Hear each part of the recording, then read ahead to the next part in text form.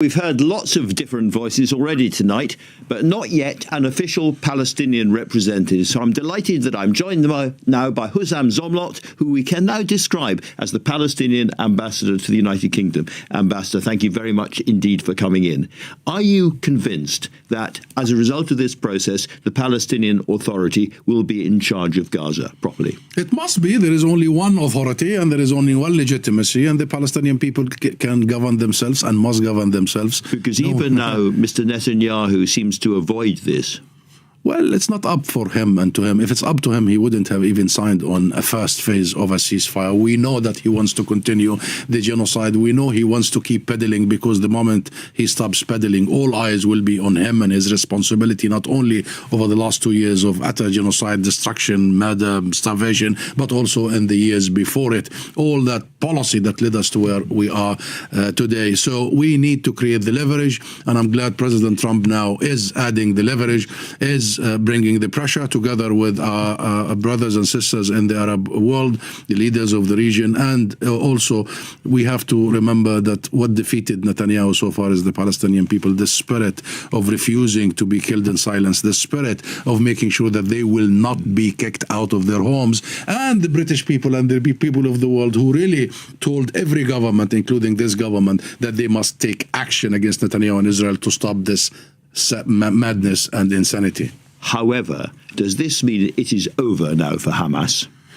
Well, it means it's over for genocide, and we have to make sure that, number one, we end the aggression, we end the war, all of it, not just phases. I was asking about Hamas. Israel is, Netanyahu has reneged on many, and then we move swiftly to making sure that Palestine is governed by one entity, one security forces, one law, one gun. And Hamas has already agreed in all these talks, including last night in Sharm el-Sheikh, that it will have no role in the governance of Gaza. So to be absolutely clear, the leaders of Hamas may be in Qatar or somewhere else, but Hamas as an effective entity inside Palestine is out. There will only be one entity now for an interim period. It's a technocratic government committee linked to the legitimate central government that will be in charge of the Gaza Strip. No one else has any role in the government of Gaza. Where will the capital of Palestine be? Where will the center of governance be? Jerusalem. In Jerusalem? Absolutely. So you'll be in East Jerusalem, and you'll have what people call the West Bank and the Gaza Strip all connected. Absolutely. One territorial entity, one nation, one people, and one state that provides for its people and protects its people. And after the last 2 years, nothing we need more than protection and security. I absolutely understand that, and a lot of help rebuilding. Yes. And on security. You talked about the spirit of the Palestinian people earlier. One of the things that's going to happen, if there is to be a proper peace, is that as the Israelis accept that the Palestinians have a right to live peacefully on their own land, and it's their land, so Palestinians are going to have to accept that the state of Israel, as a refuge for Jews from around the world, carries on ad infinitum. Do you think people are up for that? Are prepared to accept that after what's happened? Well, Israel was recognized by us long ago in writing in 1993. But that was before the last 2 years. No, but you cannot unrecognize. You see, that's why what the UK did only a couple of weeks ago was an irreversible step. You cannot unrecognize. We have been very faithful as the Palestinian people and leadership of the very idea of ending Israel's occupation, of establishing a state of Palestine on the borders of 1967 with East Jerusalem as our capital, and resolving the other legitimate issues, including the issue of our refugees. Half of the Palestinian people, including myself and my parents, are refugees. So we have rights as per international law. So no, we have been very faithful, but Israel hasn't. It has signed Oslo. We recognize they never recognized us, and they used the time of Oslo to quadruple the illegal settlements and to undermine any possibility of a two-state solution. So we should not talk about Israel's recognition or Israel's right to exist. We should talk about Palestine's recognition and right to exist. So So in all of this new agreement, what is the future for the illegal Israeli settlers in the West Bank? Ask the International Court of Justice that came out with a clear ruling only last July.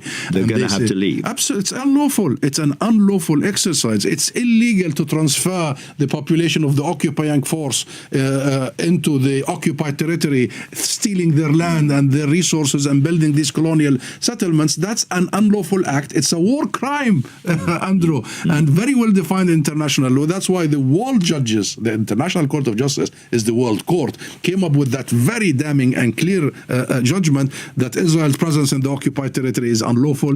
Its settlements are illegal and must be dismantled, all, including in East Jerusalem, and all third parties, including the UK government, must cease immediately to provide any material, political or legal help or support to these acts of illegalities. So for me, it's pretty clear, and I don't understand why are we still discussing it, Andrew? I mean, it's very clear.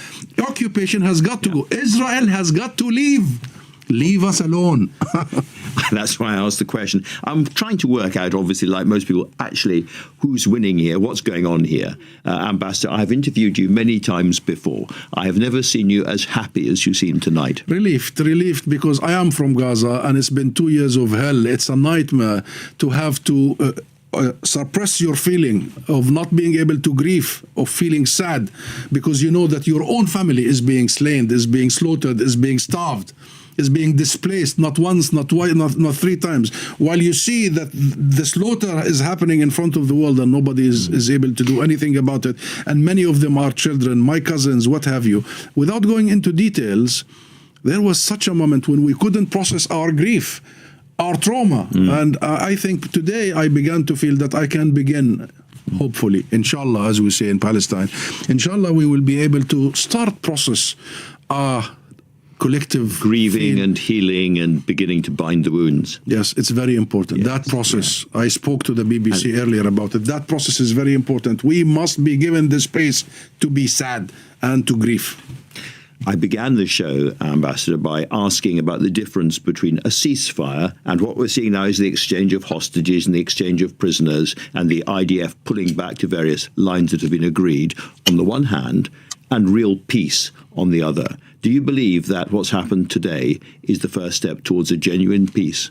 I believe it is the first step from the side of all parties involved, including, in my opinion, President Trump. I think he has been listening to the cries of the international community, to the Arab leaders and Muslim leaders, to the people of the world. He's seeing the millions upon millions, including in the US, by the way. This has become the largest and the longest protest movement for Palestine in the history of the international community, in the history of the US, in the UK.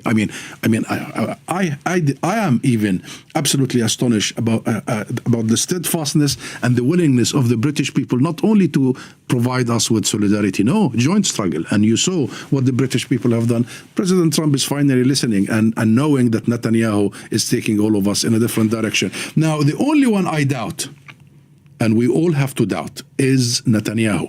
We must make sure that this unhinged person is brought to compliance, and the only way to do that is pressure. Keep the pressure on. Well, what we know is that today was a better day than yesterday. Yes. Ambassador Zomlot, thank you so much for coming in.